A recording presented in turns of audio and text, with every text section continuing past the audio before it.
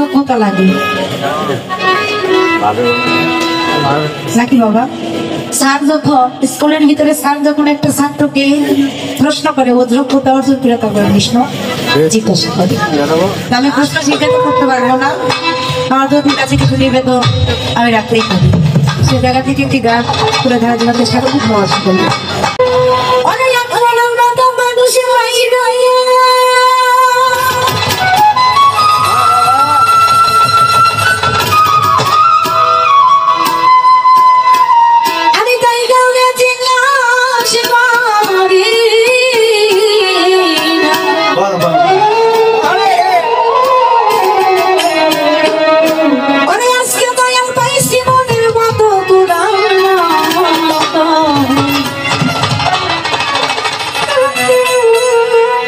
দয়াল বিসমিল্লাহ মানে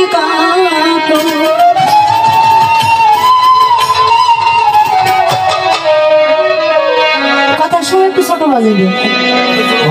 খাইতে বলতেছে কোন শুভ কাজে যে বিসমিল্লাহর প্রয়োজন নাকি বাবা? আমরা মনে করি এই বিসমিল্লাহটা বললে আমার এই কাজটা শুভ হবে,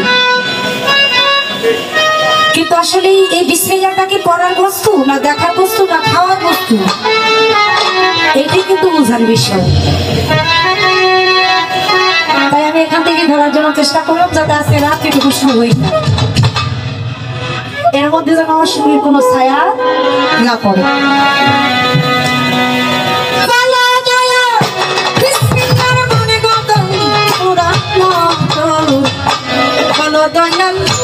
বিসমিল্লাহর মানে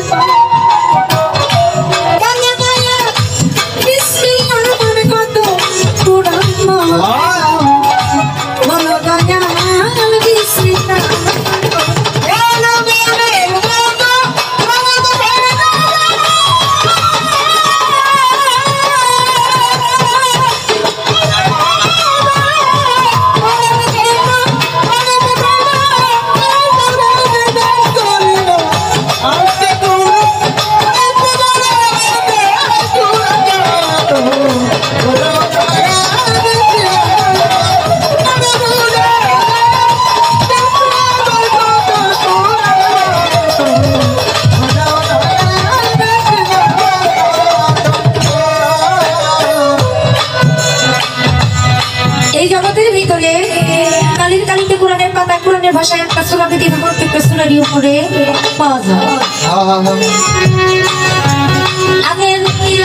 আগে থেকে গানকে ভালোবাসতাম তো দাদারা বলতো কত না বলতো গান বলতো না, পাশে পাশে যাইতাম তো গান করতো বন্ধ না।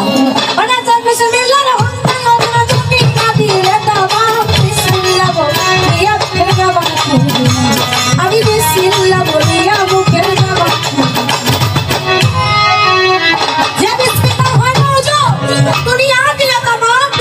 বলিয়া মুখের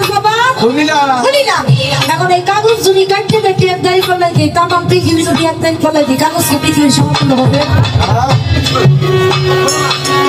আচ্ছা যাহা দেখা যায় না ওটাকে দাঁড়িয়ে ফেলাই তোলা সম্ভব,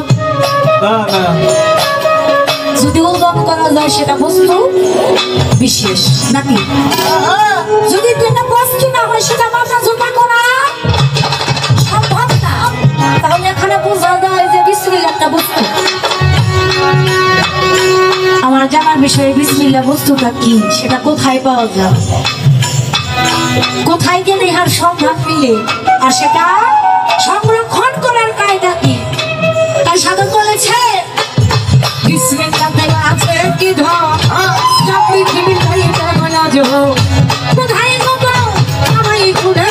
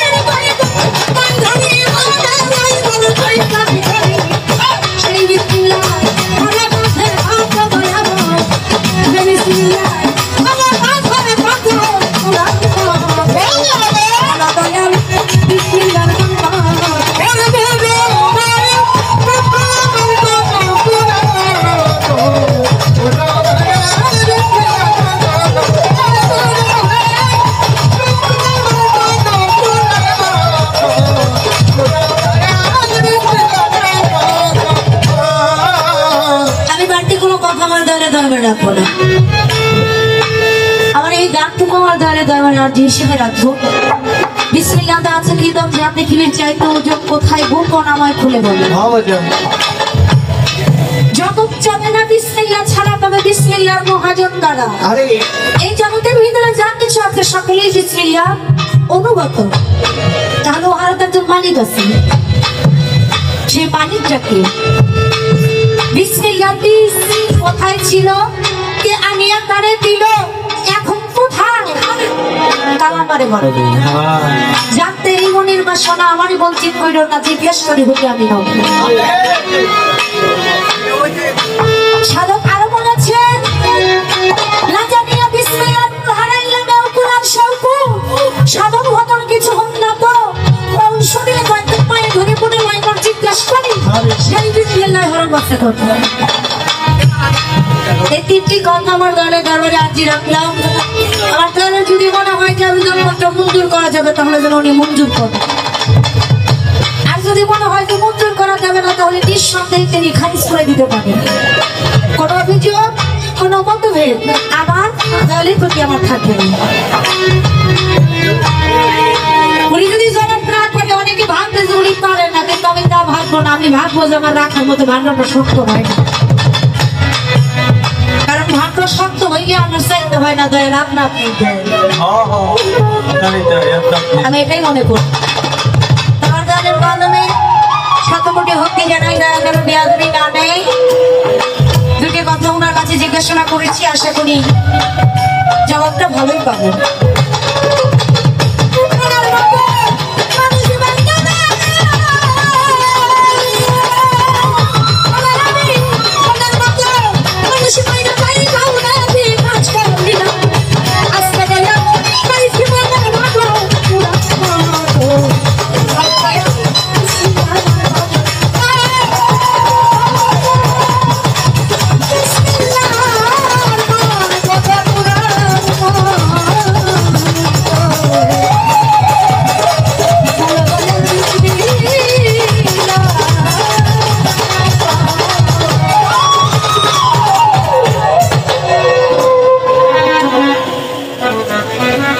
হায়দার চন্দ্র ভক্ত যারা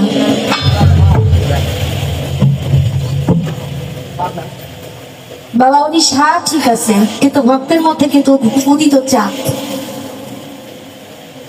আমি তো তার ভক্ত সবই নাকি। আমার হায়দার সার যদি আমার অন্তরের ভিতরে চাঁদ স্বরূপ আমাকে আলোকিত না করতো, আমি কিন্তু অন্ধকার জীবনে প্রতীক থাকতাম। আমি হায়দার সার দিতে পারতাম। আজকে জেনেছি তার নামে পাগল হয়েছে বিধান।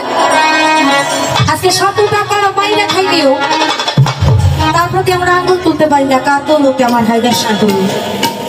কারণ আমার বাজার আমাকে ওই শিক্ষা দেয়নি। আজকে কি বাবা শত ক্ষতি হইলেও কি কেউ কাউকে বান্ধা রাখতে পারছে যারা আমার হায়দার সাধু ভক্ত ছুটে আসছে। আমার বাবা জানেন এই ভক্ত মেলার আলিঙ্গনে একটু আলিঙ্গন করার জন্য, সে জায়গা থেকে সাধনের একটি গান তুলে ধরার জন্য চেষ্টা করি। ধন্যবাদ।